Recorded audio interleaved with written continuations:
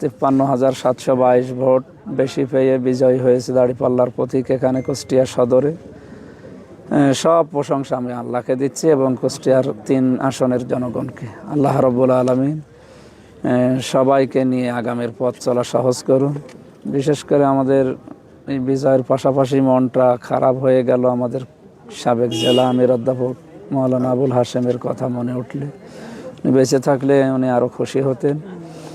Leader Kushtia 3 আসনের আগামীর ভবিষ্যৎ অভিভাবক আপনি এই যে আজকের যে নিরঙ্কুশ বিজয়, এটাকে কি হিসেবে দেখছেন এবং আগামীতে কুষ্টিয়া 3 আসনের জনগণকে নিয়ে আসলে কিভাবে কাজ করতে চাচ্ছেন আপনি? আসসালামু আলাইকুম রহমতুল্লাহ। প্রশংসা আদায় করছে আমাদের মহান মালিকের, আলহামদুলিল্লাহ। কুষ্টিয়াবাসী যা দেখিয়েছে এবং সারা বাংলাদেশে আমরা এখন যা শুনতে পাচ্ছি, যদি এই ধারাবাহিকতা থাকে, আশা করছি জামাত ইসলামী বাংলাদেশ সহ 11 দলীয় জোট সরকার গঠন করবে। তারা যদি করে, আমরা আগামীর কুষ্টিয়াকে যেগুলো দিয়েছি, প্রায় 16টা বিষয় দিয়েছি, আমরা ইনশাল্লাহ 16টা বিষয় জনগণের সামনে বাস্তবায়ন করব। সর্বপ্রথম কাজ হবে আমাদের কুষ্টিয়ায় কেউ যেন বেকার না থাকে। এটা একটা বড় সমস্যা কুষ্টিয়ায় এবং এটা জীবনের জন্য খুব বড় অভিশাপ। আমরা কেউ বেকার থাকতে চাই না। যে কোনো কাজ, যার যে যোগ্যতা আছে, আমরা এই কাজ আগে তুলে দিতে চাই।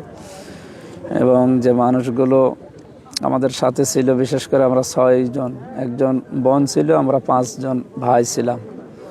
আমরা প্রতিদ্বন্দ্বিতা করেছি, আসলে প্রতিযোগিতা সবাই আমরা এই মনে করেছিলাম যে আমরা ভাই এবং বোন। আমরা এসপি সাহেবের সামনে এই কথা বলেছিলাম।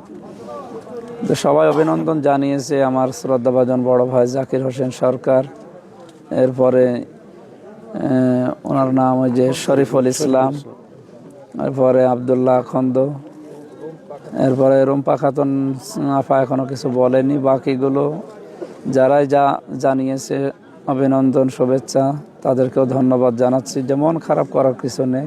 আমিও যদি বিজয়ী না হতাম, আমিও আপনাদের শুভেচ্ছা জানাতাম।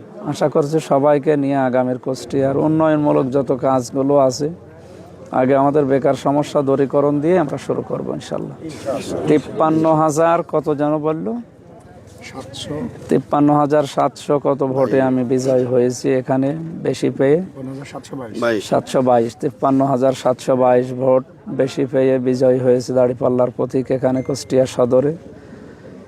সব প্রশংসা আমি আল্লাহকে দিচ্ছি এবং কুষ্টিয়ার 3 আসনের জনগণকে। আল্লাহ রাব্বুল আলামিন সবাইকে নিয়ে আগামীর পথ চলা সহজ করুন। বিশেষ করে আমাদের এই বিজয়ের পাশাপাশি মনটা খারাপ হয়ে গেল আমাদের সাবেক জেলা আমির অধ্যাপক মাওলানা আবুল হাশেমের কথা মনে উঠলে। উনি বেঁচে থাকলে উনি আরও খুশি হতেন এবং তার জন্য দোয়া করছে আল্লাহ তাকে জান্নাতুল ফেরদাউস নসিব করুন। প্রশাসন সহ কুষ্টিয়ার যতগুলো গোয়েন্দা বিভাগ এবং সাংবাদিক ভাইয়েরা, বোনেরা যারা কাজ করেছে, প্রত্যেককেই কৃতজ্ঞতা জানাচ্ছে এবং আগামীতে আপনাদেরকে আমরা সাথে চাই। আপনি সবসময় একটা কথা প্রচারে সরগরমভাবে বলেছেন, মাদক এবং অস্ত্রের বিষয় নিয়ে আপনি কথা বলেছেন, অস্ত্র এবং চাঁদাবাজি এই অঞ্চলে এটা আসলে কি ভূমিকা পালন করে? এটা কি ভূমিকা পালন করে? শুরু হচ্ছে দেখি। আমরা তো 0 টলারেন্স দিয়েছি, বিশেষ করে চাঁদাবাজির উপরে। চাঁদাবাজি, দখলবাজি আমরা ইনশাল্লাহ কুষ্টিয়ায় রাখবো না। এতে যদি ঝুঁকি নিতে হয় তাও নেব।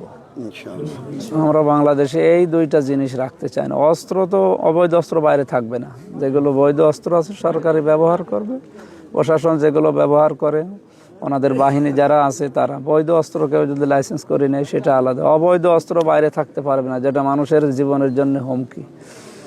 আমরা যেগুলো দিয়েছি এগুলো আমরা 100 ভাগ চেষ্টা চালাবো, বাকি আল্লাহর ইচ্ছা। দোয়া করেন। আমি একটু ক্লান্ত আজকের